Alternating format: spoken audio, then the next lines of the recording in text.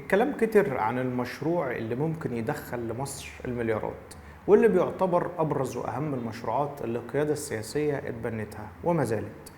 الهدف منه هو جذب الاستثمار والإعداد له من سنين كتيرة. الحكومة استجابت لتعليمات الرئيس واستعدت ليه، وعملت على إنجازه في وقت قياسي، وما زالت بتمضي بخطى ثابتة فيه. الهدف منه هو إنجاز يليق برؤية مصر 2030، عشان تزيد مساحة المنطقة العمرانية وعشان يضخ أكبر عوائد استثمارية بعد جذب المستثمرين الأجانب. وقد كان من المتوقع أن ينمو المشروع البنائي من 18 مليون نسمة ل 40 مليون نسمة بحلول 2050. المشروع قدر يدخل مفهوم جديد لطبيعة الحياة في مصر، بيضم خدمات كتيرة هتساهم في رفع معدل الاستثمار وجذب آليات جديدة جوه بلدنا، في مدارس دولية وجامعات عالمية، ويعتبر مركز سيطرة وتحكم أمني. بيضم مدينة للفنون والثقافة، وفي مشروعات قائمة ومبهرة زي مشروع القطار الكهربائي، ومركز مؤتمرات ومولات ومدن ترفيهية ومتاحف للفنون. أسئلة كتيرة بتدور في دماغك عن المشروع اللي طولنا عنه في المقدمة، معلش تعال ندردش مع بعض ونعرف ايه هي القصة، وازاي هنعمل من وراء المليارات عشان نطرق أبواب الخير بالمعنى الحرفي للكلمة. احنا مش بنعكس الكواليس، لكن بنتعمق في الحدث وبنقول الجديد. تابعنا للنهاية عشان تعرف معايا أنا محمد فرج كل حاجة صح في المراية.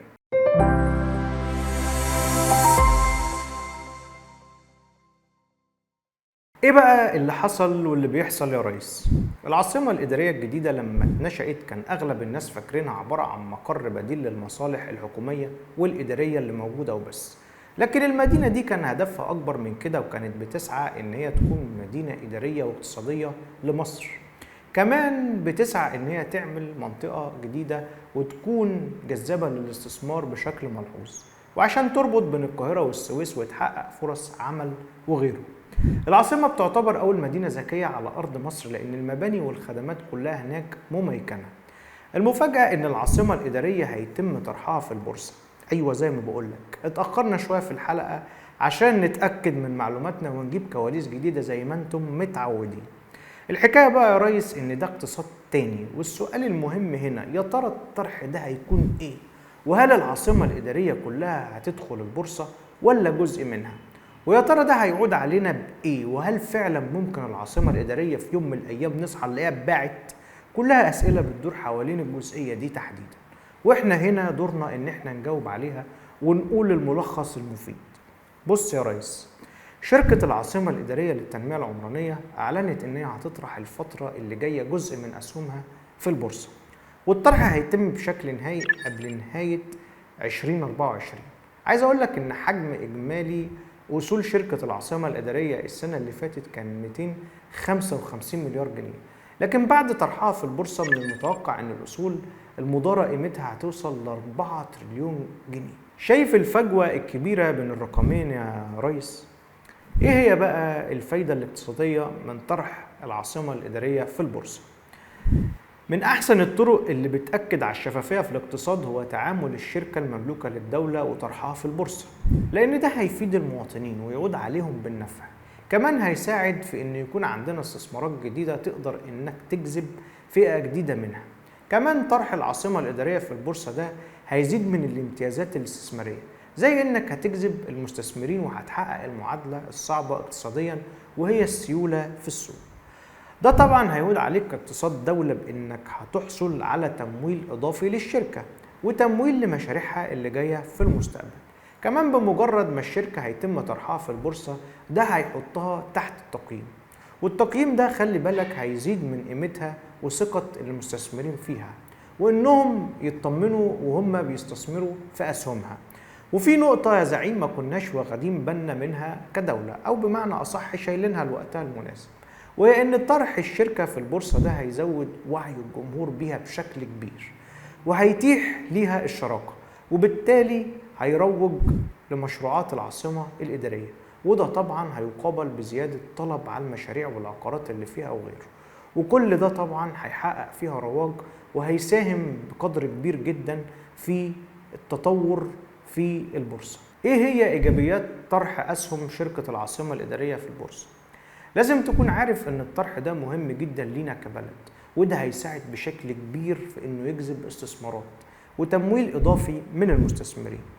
كمان ممكن يكون في تمويل لتوسيع مشروعات بعينها، او عشان نسدد بيها ديون او نحسن الوضع بشكل عام. لكن النتيجة واحدة، وهي ان التمويل ده هيكون ليه دور ايجابي على الاقتصاد في تحقيق التنمية المستدامة. كمان هيتم رفع القيمة السوقية، وكل ده هيزود من قيمة أصول المساهمين ويحسن من ثقتهم في الشركة على المدى الطويل. ده غير التوسع، لأنه بمجرد ما تدرج الشركة في البورصة هيكون سبب في الحصول على عقود جديدة الشركة هتاخدها، وهتتوسع في الفرص التجارية بشكل عام وأنشطة الشركة بشكل خاص. ده غير زيادة الإيرادات اللي داخلة. العاصمة الإدارية بتسعى إن هي تكون مدينة صناعية. طب إيه اللي يمنع؟ شركة العاصمة الإدارية هيتم طرحها في البورصة بين سنة أو سنتين، ودي حاجة قياسية. الشركة عندها أصول سايلة بقيمة 100 مليار جنيه، وأصول تحت الإدارة 4 تريليون جنيه. وقبل نهاية السنة دي هيتم الإعلان عن اتفاقيات من مستثمرين من الخارج لتطوير العاصمة. كمان المرحلة الثانية والثالثة من مشروعات العاصمة قربت تخلص.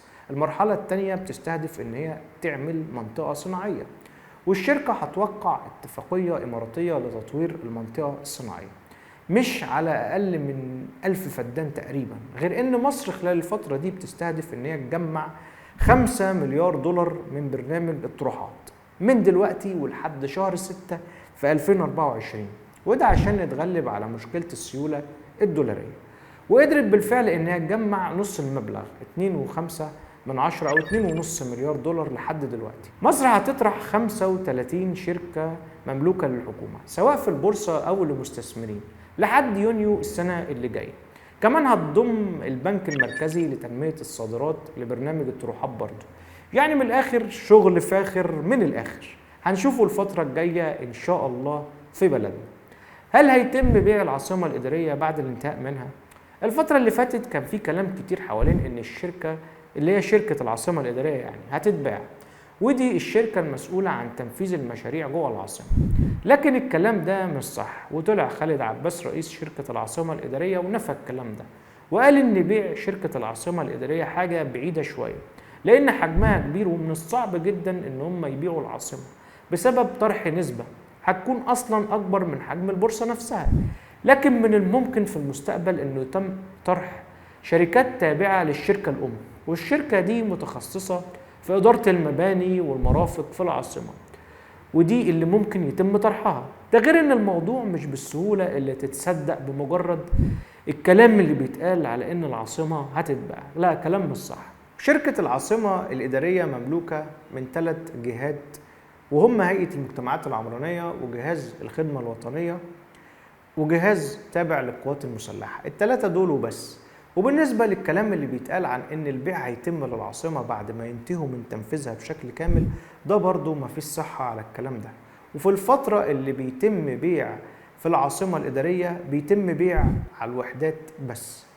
أهمية العاصمة الإدارية طبعا ومن غير شك، العاصمة الإدارية زي ما قلنا فوق في المقدمة ليها أهميتها الخاصة، ومن المتوقع ان هي تكون عاصمة مصر المستقبلية. ده غير انها هتقلل من الزحمة اللي كلنا بنشوفها في القاهرة بشكل كبير، وهتكون مقر للحكم لان هيكون فيها كل الوزارات والمصالح الحكومية.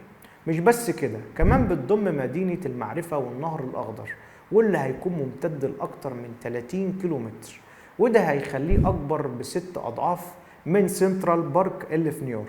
كمان حي المال والأعمال هيكون مركز ومقر للشركات والبنوك العالمية والمصرية.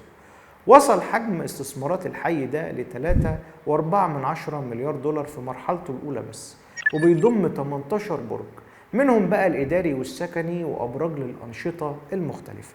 العاصمة شغالة شغل عادي والناس ما بتوقفش شغل، وده كله عشان ينهضوا بيها ويخلوا عاصمة مصر المستقبلية قد المقام.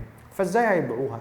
ده كلام مش منطقي، ومش أي حاجة تتقال نصدقها، لازم ندور ورا الكلام قبل ما نصدقه. تفاصيل كتيرة في ملف العاصمة الإدارية وإحنا هنا في المراية هننقلها لكم أول بأول في حالة جديد يستحق إننا نلقي الضوء عليه. ولو كنت مشرفني بالمتابعة لغاية هنا، ما تنساش تقول لنا رأيك في التعليقات بخصوص موضوع النهاردة. ما تنساش تعمل لايك للفيديو عشان يوصل لأكبر عدد ممكن. فريق عمل المراية يتشرف بمتابعتكم على صفحتنا على الفيسبوك، ولو بتشوفنا على اليوتيوب اعمل سبسكرايب ولايك، ولو عجبتكم الحلقة ما تنسوناش في الشير. سلام عليكم ونشوفكم على ألف خير.